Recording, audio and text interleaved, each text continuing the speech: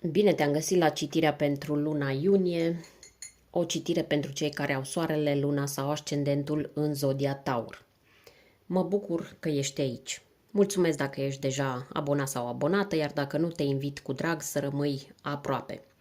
Sprijinul tău ajută această comunitate să crească și face ca astfel de mesaje să ajungă la cât mai mulți oameni care au nevoie de ele. În luna iunie suntem sub influența vibrației universale 6, o energie profundă care ne vorbește despre echilibru interior, vindecarea relațiilor, asumarea alegerilor și regăsirea iubirii adevărate. Poate fi o lună cu decizii importante în care vei simți clar unde nu mai poți face compromisuri și unde e timpul să te pui pe tine pe primul loc.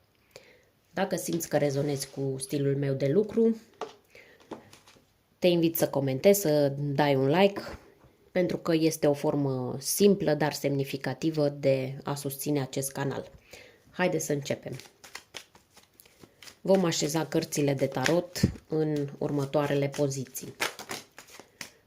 Începem cu lecția sufletului tău în această lună. Le mai amestec puțin.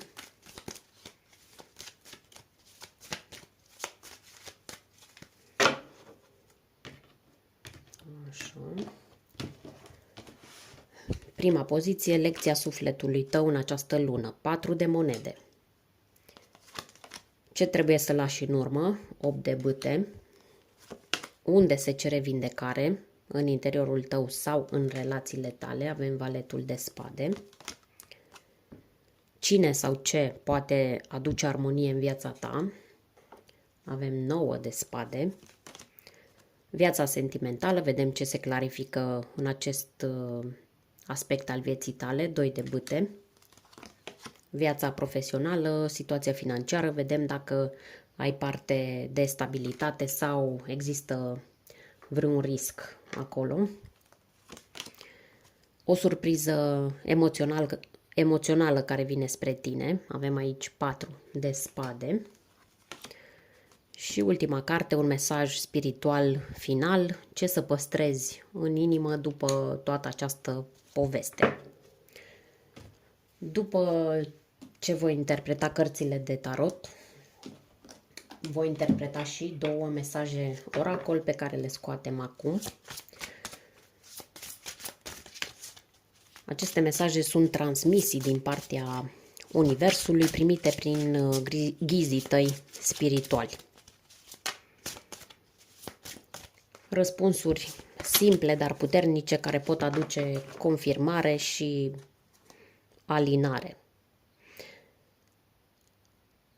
Avem aici să te concentrezi pe ceva anume, este totul.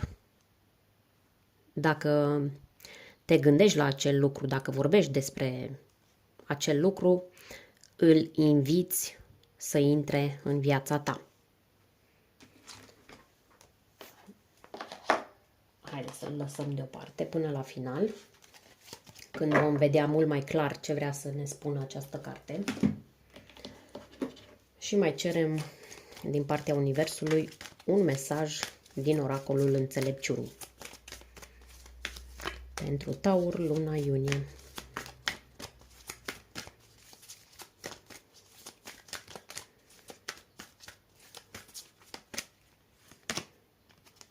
Numărul 34, o mână de ajutor. Ia te uită, cineva o să te ajute cu ceva. Haideți să le poziționăm aici frumos. Și începem cu prima carte de tarot, care este 4 de monede. Această lună te învață să-ți pui o întrebare esențială. Ce păstrezi din frică și ce păstrezi din convingere? 4 de monede este o carte care vorbește despre control, despre nevoia de siguranță și despre tendința de a te agăța de ceva, poate de bani, de obiceiuri, de oameni sau de idei, de teamă că vei pierde. Dar lecția lunii iunie pentru tine este exact invers. să vezi că ceea ce îți protejezi cu atâta grijă s-ar putea să te limiteze mai mult decât să te sprijine. În viața reală asta poate arăta că o relație în care rămâi de teamă să nu rămâi singur sau singură te ține pe loc, sau ai un serviciu sigur, dar te usucă pe dinăuntru, sau ai o idee fixă despre cum trebuie să fie lucrurile, dar este o idee care nu mai are legătură cu cine ești tu astăzi.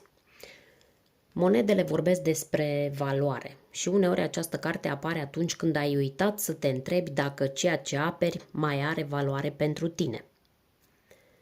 4 este cifra stabilității, dar și a stagnării dacă nu e susținută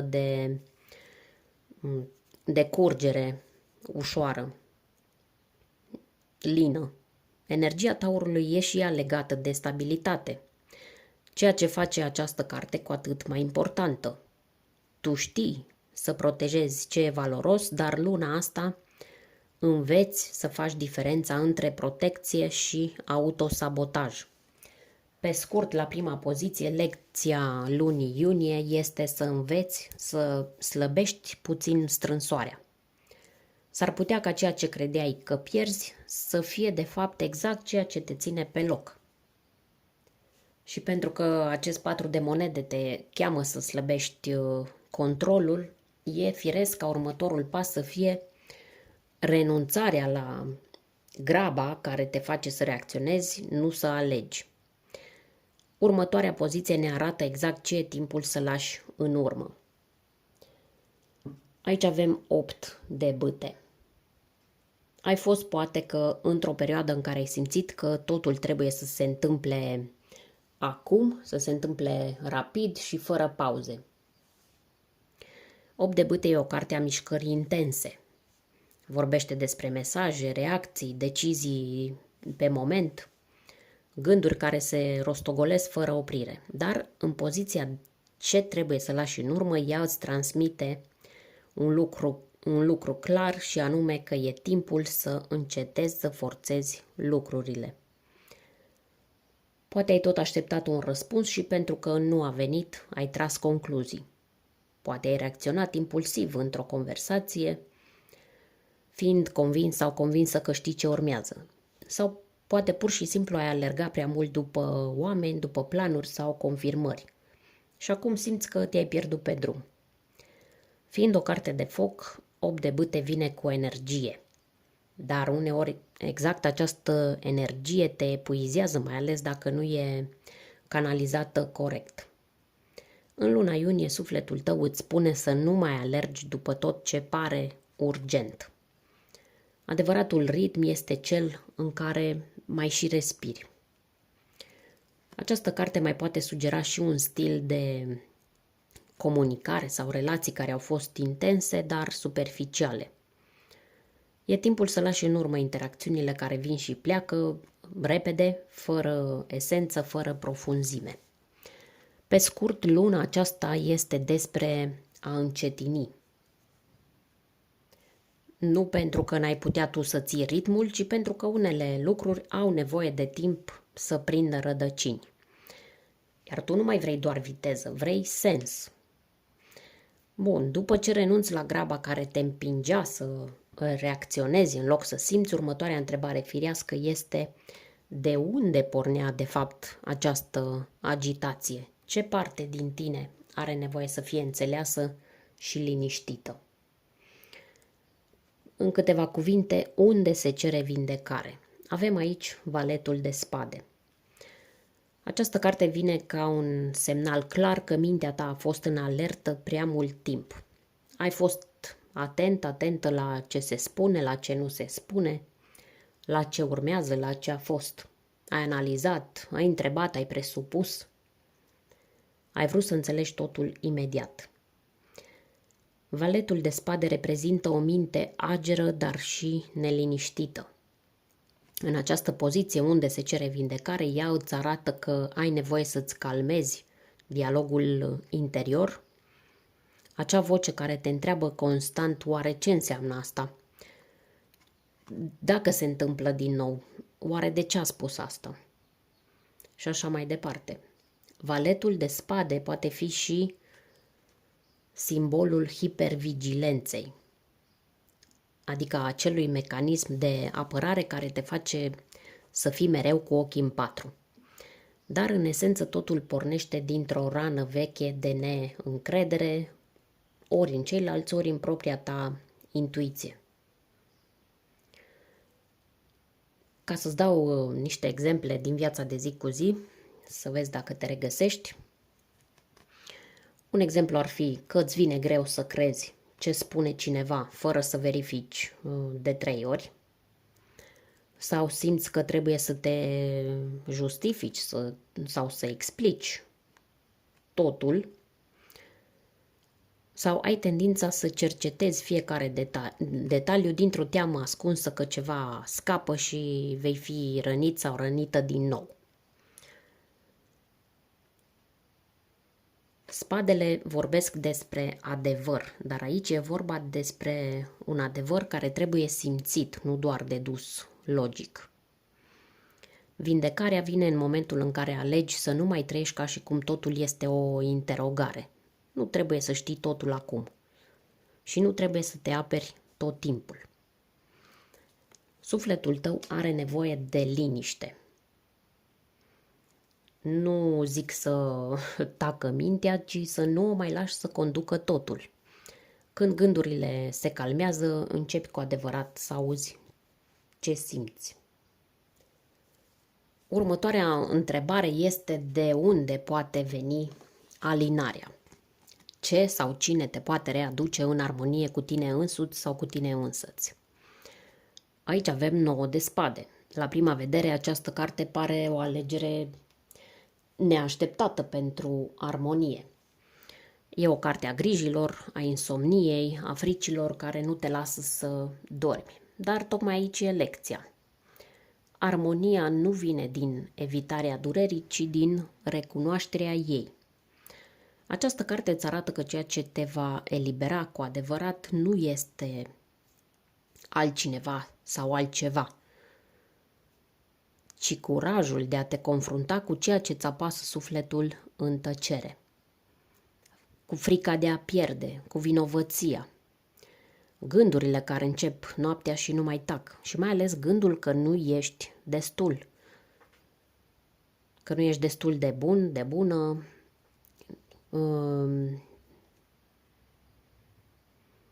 nu ești destul de pregătit sau pregătită sau nu meriți să fii iubit sau iubită. În plan concret, armonia poate apărea exact atunci când ai o conversație sinceră pe care ai tot evitat-o, când recunoști că suferi și nu te mai prefaci că ești bine, sau când te uiți în oglindă și spui am trecut prin destule, merit să mă iert. 9 este o cifră a finalului, a înțelegerii prin experiență. Scuze. Spadele sunt despre adevăr și acest adevăr e greu, dar vindecător. O parte din durerea pe care o porți nu mai e actuală, dar încă o duci cu tine ca și cum ar fi. Poate în iunie apare o persoană sau o împrejurare care te face să simți brusc tot ce ai ascuns. Dar tocmai asta va fi eliberarea. Lacrima care va ieși va lua cu ea o povară. Așadar, armonia nu vine prin fugă, ci prin asumare. Nu mai ești persoana de atunci. Și nici frica nu mai are aceeași putere. După ce ai conștientizat greutatea gândurilor și ai văzut că eliberarea începe dinăuntru, viața sentimentală se clarifică.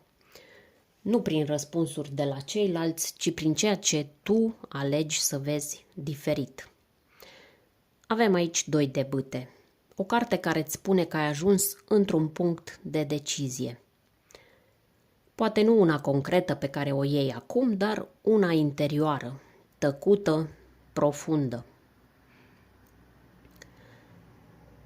Va trebui să decizi dacă mai poți continua așa sau simți că vrei altceva.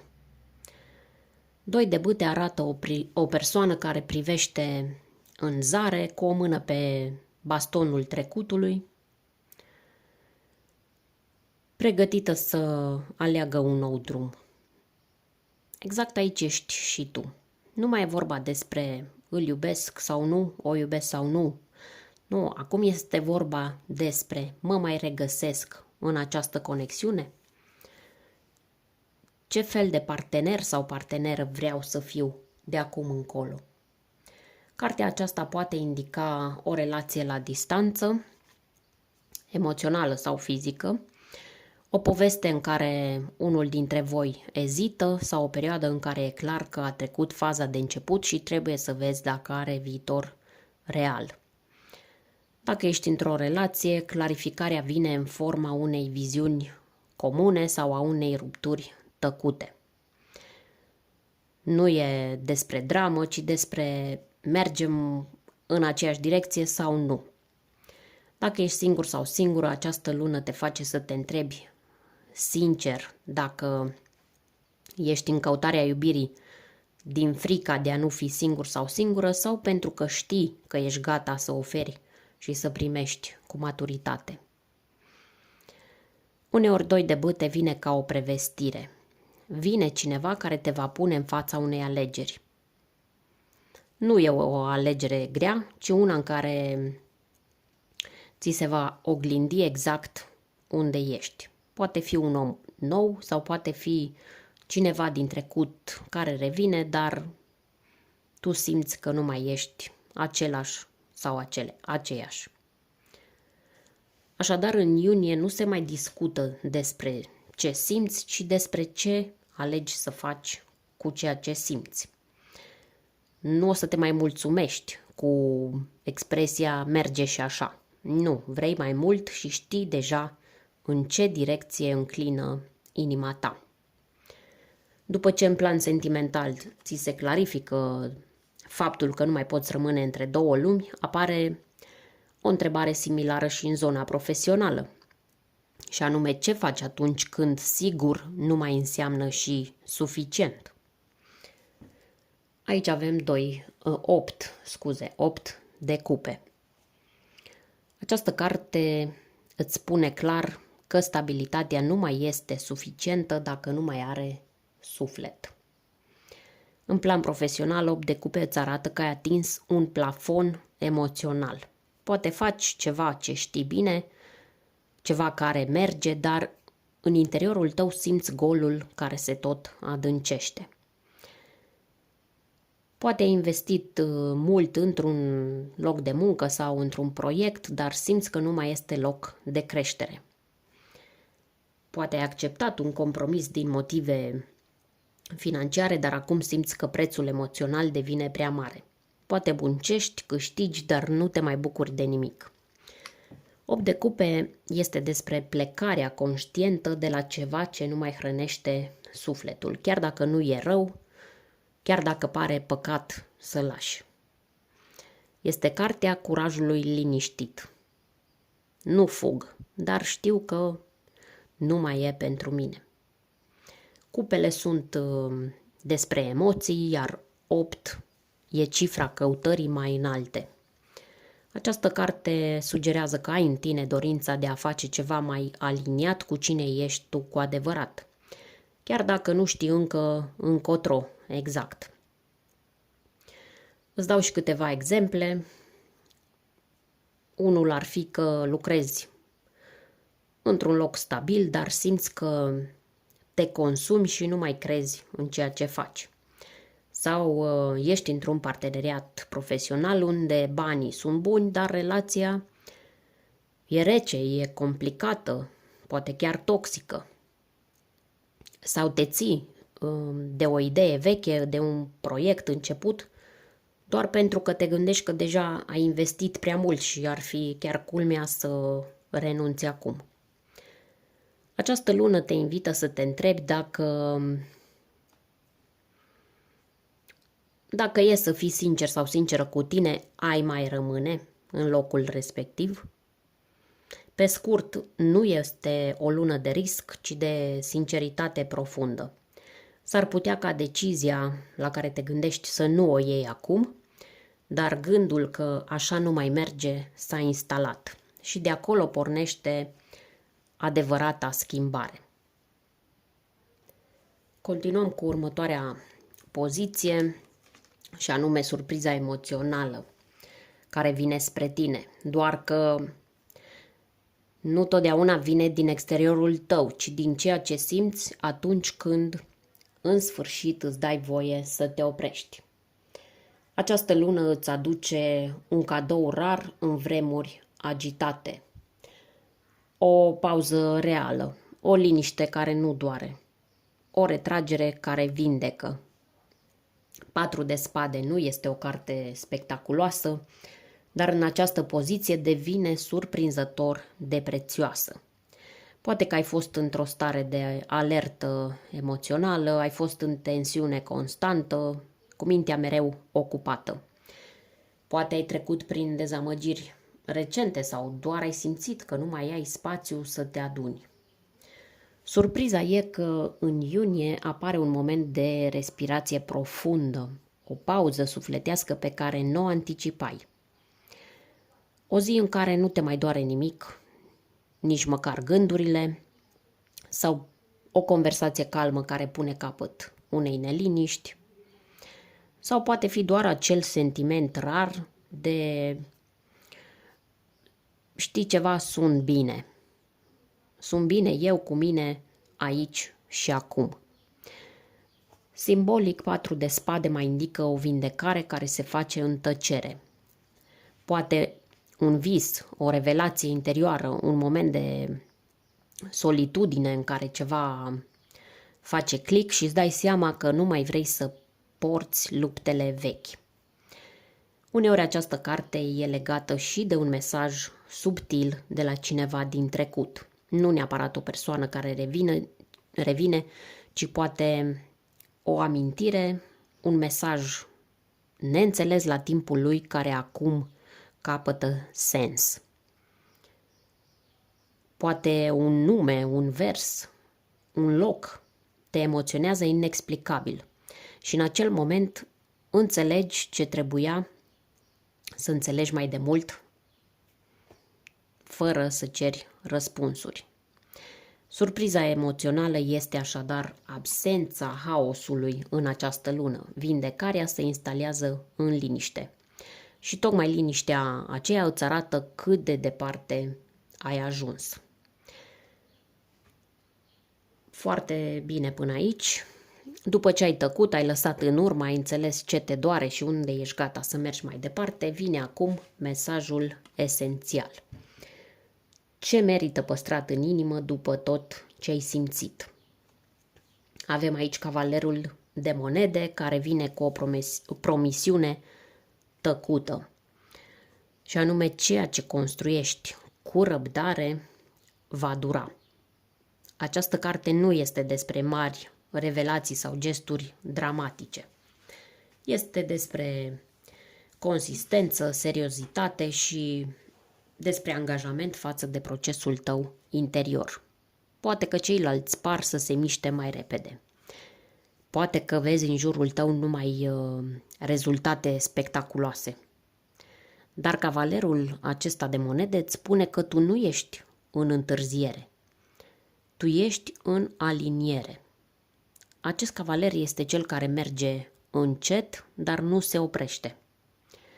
Este energia acelor pași mici, aparent nesemnificativi, dar care în timp schimbă totul.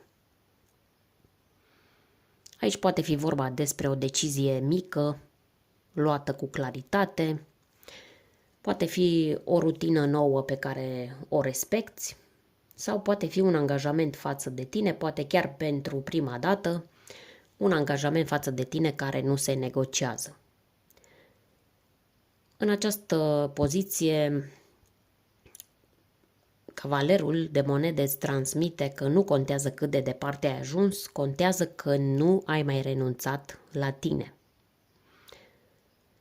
Așadar, poate începi o nouă rutină financiară sau profesională sau de sănătate.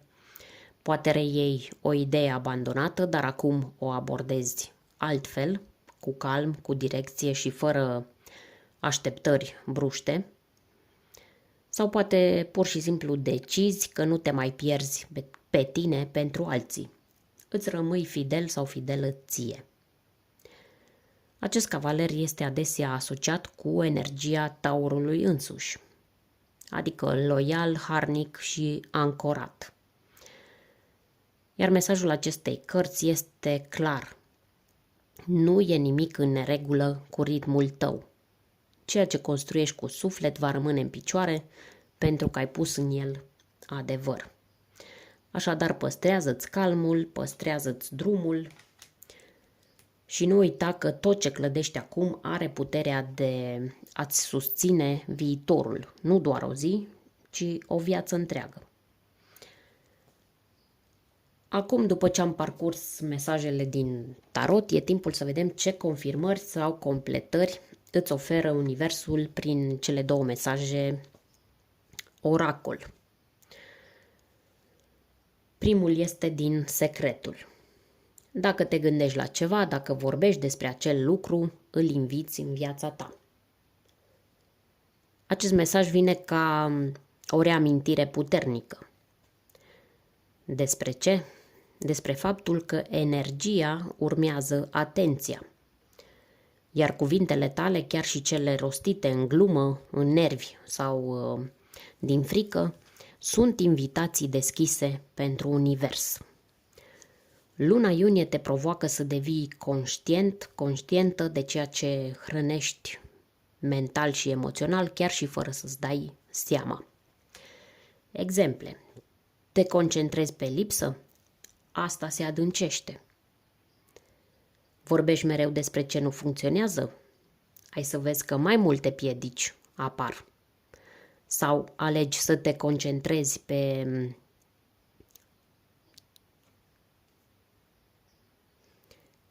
ce nu face bine celălalt? Tot așa, ai să vezi că rămâne în același tipar. Cel mai bine e să alegi conștient să te concentrezi pe ceea ce crește, ce se simte bine și ce îți face bine. Asta nu înseamnă că trebuie să te prefaci că totul e bine. Nu, trebuie doar să alegi să nu mai repeți povestea care te ține pe loc. De exemplu, poți spune încă învăț să am încredere în loc de eu nu mai am încredere în nimeni. Pe scurt, Universul nu te judecă, dar ascultă tot ce spui. Alege cu grijă ce inviți în realitatea ta. Al doilea mesaj din Oracolul Înțelepciunii, numărul 34, o mână prietenoasă sau o mână de ajutor. Acest mesaj este despre sprijinul neașteptat care vine exact când ești pe punctul de a te închide.